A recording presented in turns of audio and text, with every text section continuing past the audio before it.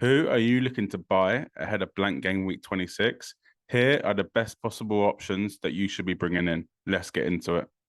Yo, listen up, Rue is stepping up the game. Where fantasy Premier League runs in his veins. From transfers to captains, he's always on top. Guiding you through every game week non-stop. They say Rue got that Salah flow. Welcome to the channel, enjoy the show. Wild cards, free hits with so much vibe. If you're hunting for success, then make sure you subscribe.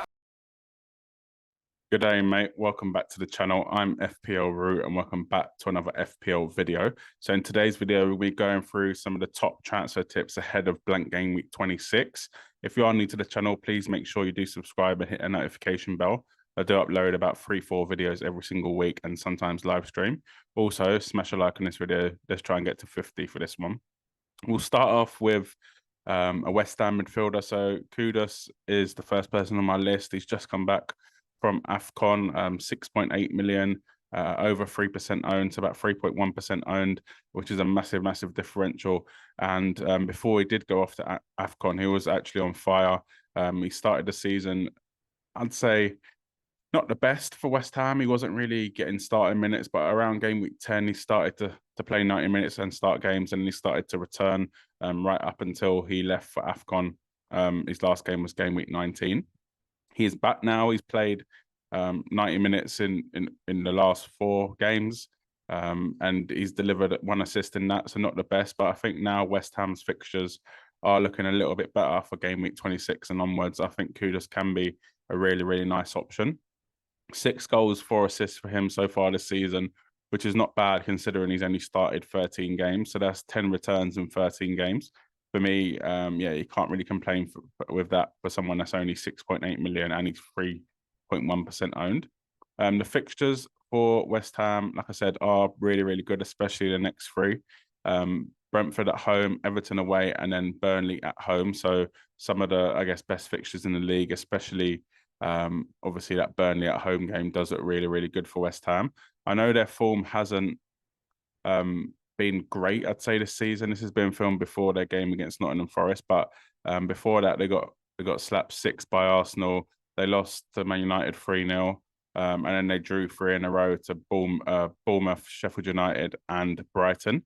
But before that, they beat Arsenal, and then they beat Man United. So yeah, I think West Ham can get their form back, and like I said, the next 3 fixtures do look really, really good for that. Also, a thing to take into consideration is in game week 29, they do have a fixture. It's guaranteed, as both West Ham and Aston Villa are out the FA Cup. So they will play Aston Villa at home.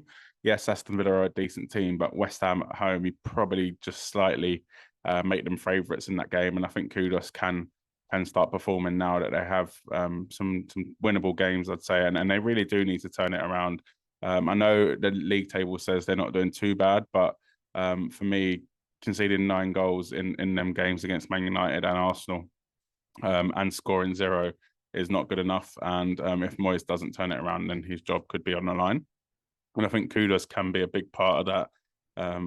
And yeah, like I said, he plays in 29, which is a massive, massive deal when you are looking at bringing in players at the minute, because it's only 3 game weeks and then you're in game week 29. So albeit you want to get points before that, but you also want players to play in that game week. And I think Kudus is the perfect balance of that.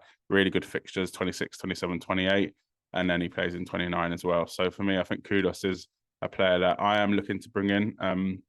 Whether it's going to be him or some of the other options I do mention later on in this video, I'm still undecided, but he's definitely a strong candidate to come into my team. Got the Aston Villa midfielder Leon Bailey, who actually comes in at 5.6 million. So I know a lot of people kind of started, was it last season or this season with him? I can't remember if he came last season or not. I'm pretty sure he was here last season. Yeah, and a lot of people did start with him. Obviously, he didn't really deliver last season. I'd say he got 4 goals, 5 assists. But yeah, to me, that's probably not good enough for what you need for someone like Leon Bailey. This season, though, is a completely different story, especially of late. 11 starts this season and 7 goals, 7 assists, so 14 returns in 11 starts, which for me is very, very good for a 5.6 million midfielder that's only 3.4% owned. So massive, massive differential. A bit like West Ham, Aston Villa do have a fixture, obviously, because they play West Ham in game week 29. But yeah, away though, so obviously not as good as I'd say West Ham's fixtures, but their fixtures before that do look very, very good. Forest at home, Luton away, then Spurs at home. Spurs do concede a lot of goals, so for me, I don't think that's a terrible fixture for a attacking player. And then obviously they got West Ham away in that blank game week 29. Leon Bailey, like I said, his form all season has been pretty good. Even when he wasn't really starting games, he was still coming on and scoring. And for me, I think he is a definite starter in that Aston Villa team. There's always a risk with him because you've got Diaby on the same side as him. But for me, I think Bailey is number one choice. And he's got 3 returns in his last 3, 4 returns in his last 5. For me, I think he is a key player for Aston Villa. And I think he's a very nice option for 5.6 million. Say if you are taking out Cole Palmer because of the blank, if you need to save a bit of money and taking out Diego Jota, maybe Richarlison you're taking out, then I think Leon Bailey can be a nice option. That is a differential place for Aston Villa, who are, albeit not great form at the minute. Maybe they can turn things around again. This is being filmed before their fixture against Fulham in game week 25.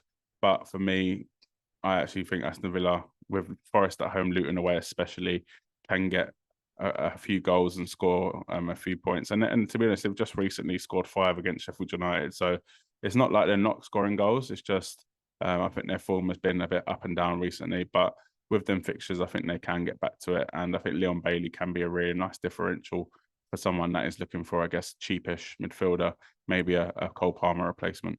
So next up, we're talking about Leon Bailey's teammate. So I'm talking about Pau Torres, defender, 4.6 million. Again, very, very low ownership, 3.2% owned. For me, I won't go too much about the fixtures as you take everything into account of what I said about Leon Bailey, but I think an Aston Villa defender is probably essential for game week 29 blank and probably leading up to it. Like I said, the fixtures are pretty good for West Ham. Maybe that Spurs at home game is not the best. I can definitely see him conceding in that game. So I'm pretty sure Spurs have scored against everyone they've played this season. So obviously that game is not ideal.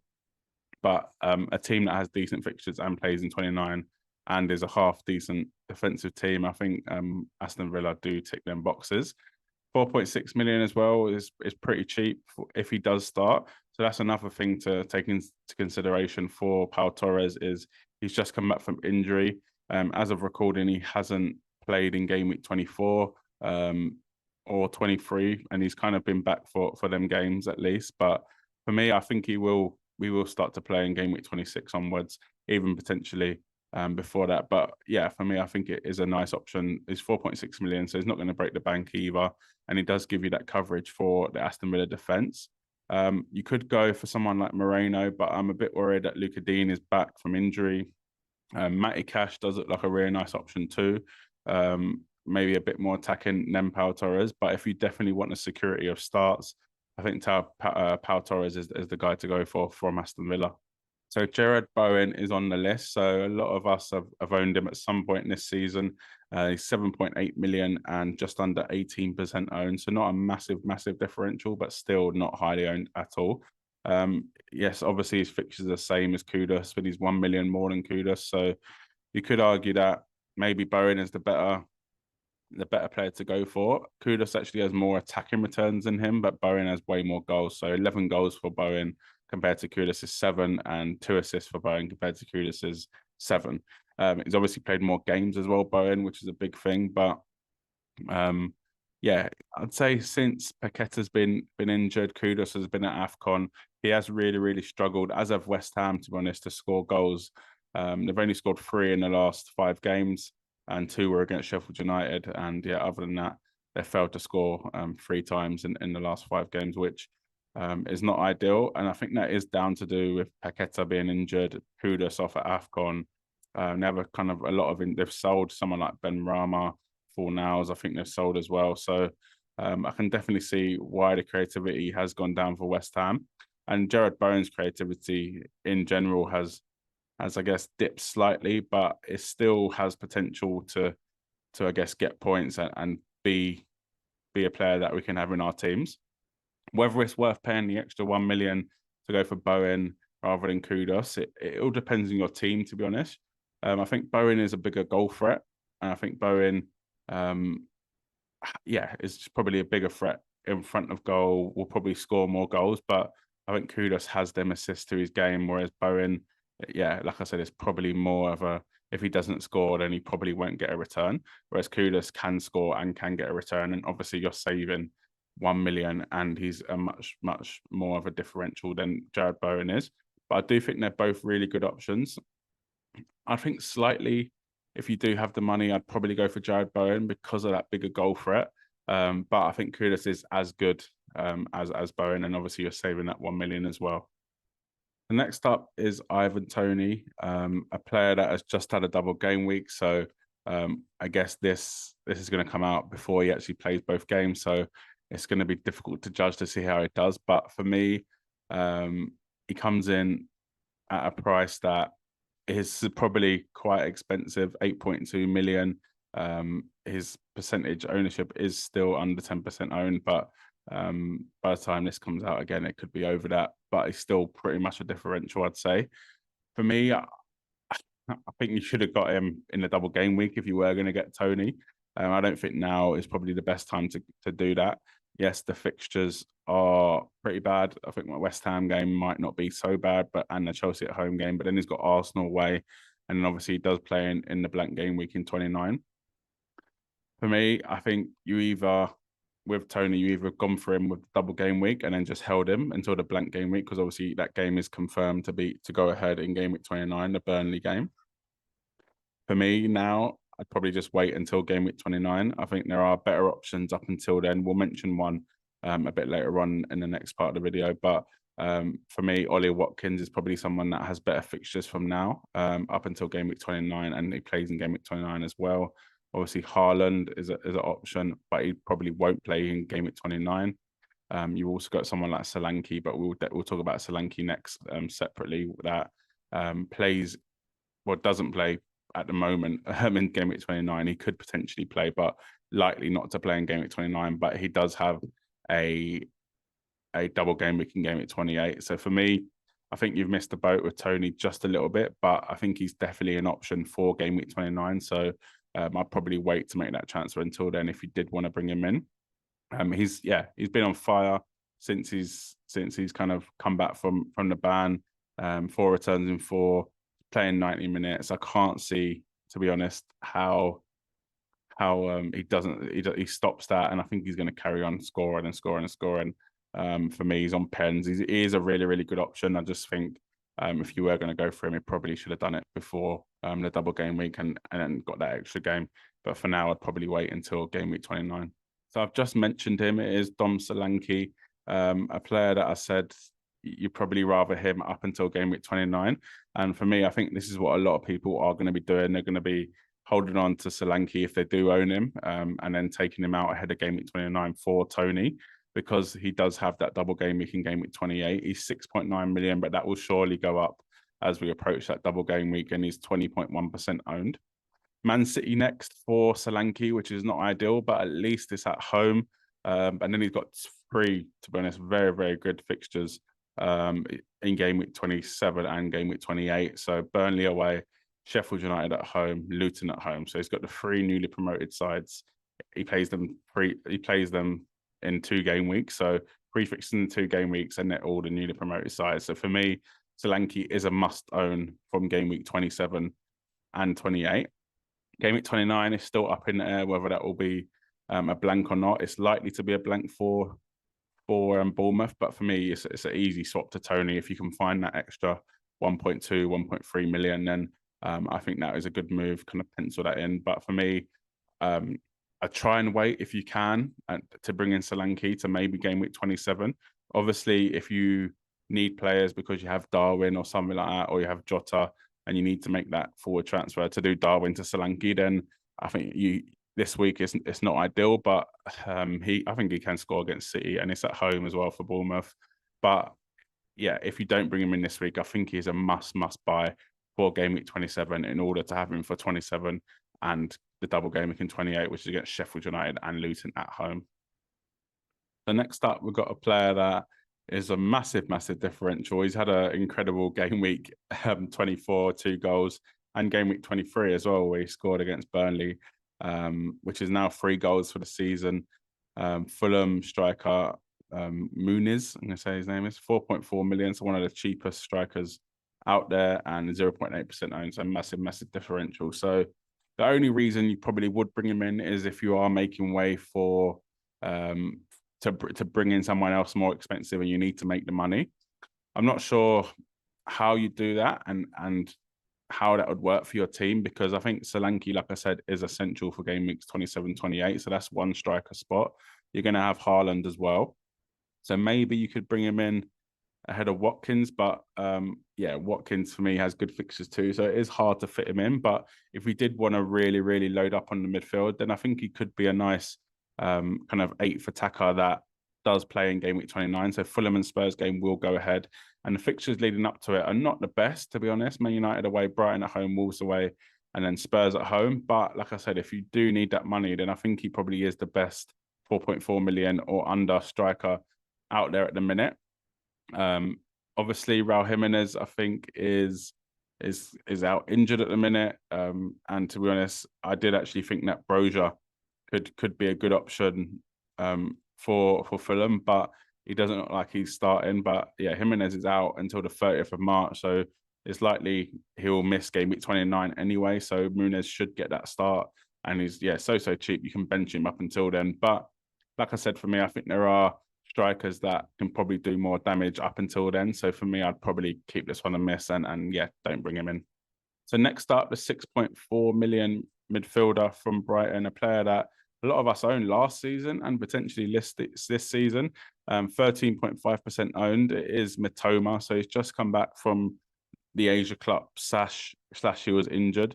He played 90 minutes in game week 24.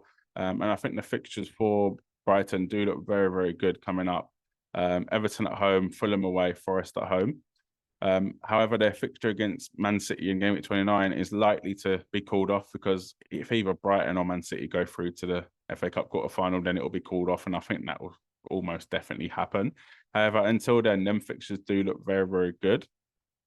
One thing to take into consideration is Brighton are still in Europe, so Europe will start back again for Brighton this week, which will be Thursday, and that could see some rotation in the league.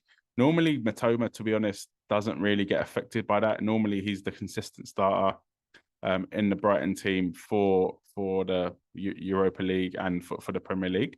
Normally, he plays both, to be honest. But I think with the amount of options they've got now, albeit they have a couple injuries, but I think they've got enough to probably rest a few players and cover a few players off. They've got Ansu Fati, they've got Ferguson, Welbeck, that can probably play on the left. Welbeck can. Adingra, just come back from AFCON, winning it, obviously. Could be an option. Gross as well can play out there. So Buonanotte as well. So there are a few options that can play on the wings for Brighton, but I think Mitoma is the main guy. But for me, I think it is too risky to maybe bring him in when Europe is just starting up. However, it is someone to maybe consider later on in the season. Next up is Mitoma's Brighton teammate, Van Heck. 4.4 million defender, 4.1% owned. Like I said, really, really good fixtures for Brighton. I can definitely see a couple clean sheets in that, albeit they haven't been great for clean sheets, but recently they've done pretty well. Obviously, a Stupinan will probably be the better option, but I think if you do need that money and you want a player that can just sit on your bench, even if he is rested one game because of the European commitments, albeit he started 17 games this season and they've been the last 17 games for Brighton. So for me, I do think that Van Heck can be a nice option at 4 million. I think it's a very nice way into the Brighton defence, especially for the next 4 games. However, they probably will blank in 29. And even after the blank, they've got Liverpool away, Brentford away, Arsenal, which is really, really tough running for them. So for me, I don't mind him if it obviously does. If you do need the money, then I think he is the best 4 million defender at the minute, especially with them fixtures coming up for Brighton. But if it's just a player that you're bringing in because I guess you think Brighton will keep clean sheets, then I probably wouldn't go for it because of the blank And because I just don't really trust Brighton for clean sheets. Obviously, if you're talking about Estupiñán, he does have the attacking threat as well. That's a complete different conversation because you're not just relying on clean sheets. You know he can get an assist or a goal. And to be honest, if he just does one of them and then he gets a clean sheet in the other, that's kind of good enough. But with Van Heck, I can't really see him popping up with an assist or a goal. Even this season, he hasn't really done it at all. He's got no goals, no assists. Last season, he only played one game or whatever. He started 3 games and he got no goals, no assists. You can't really judge him on that. But for me, at least with Estupiñán, albeit 1 million more, probably a bit more now, he does give you that attacking threat. And he's only started 10 games and he's got 5 returns already, Estupiñán. For me, if you do need the money and you need a 4 million defender, then I think go for it. If not, there's probably better options out there for maybe 4.5 or 4.6 million that do play in 29 as well. That was it for this video. Please make sure you do smash a like on it. I wanted to get to 50 likes if possible. And please do subscribe if you are new to the channel. We're trying to hit 2,000 subscribers before the end of the season. And we'll keep building and building and building in order to make better content, more videos. And yeah, keep going with the tips, etc. Join my mini league as well. That is in the comment section, in the description. Sorry. And yeah, keep doing what you're doing. We're almost at the busy end of the season where engaged managers that watch videos, managers that keep learning about the new double game weeks, blank game weeks coming up, we do start to climb the ranks a little bit easier. So keep doing what you're doing and good luck for the game week.